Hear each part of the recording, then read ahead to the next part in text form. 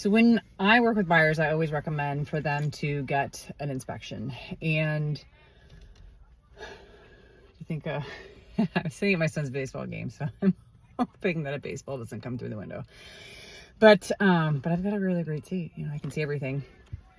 But when I'm in buyer's agent, I recommend that they get inspection because you obviously want to know what you're getting. And for the most part, most of us don't have the technical skills nowadays to understand the components of the house, really. Because I know when I, first started working in real estate, I would just walk in a house and be like, oh, I like the surfaces, I like the countertop, I like how it's laid out. And yes, all those things are important, but the things that are going to cost you the most money are usually what's above the attic, so the roof, and what's in the basement, because that's usually where a lot of your mechanicals are.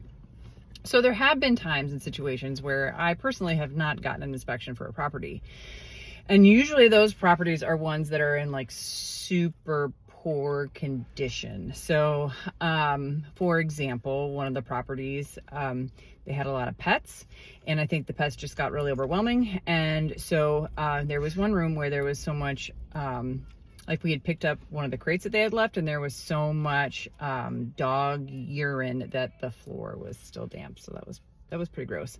But we also know that, like, looking at the condition of the house, that we were probably going to have to replace every surface. We looked at the roof and we're like, yeah, we're going to have to eventually replace the roof. And then we also looked at the mechanicals and we're like, those are all really old. We're going to have to do something about that. So in that instance, we created an offer that didn't have an inspection with it because we had budgeted to replace most of the things that would cost a lot of money. So yes, there are some times that you would purchase a property without an inspection. Don't recommend it if it's not something that you have not budgeted for, or if you don't have a team behind you. So in both of those properties, we had contractors. We also had people that we trusted with HVAC. We had roofers.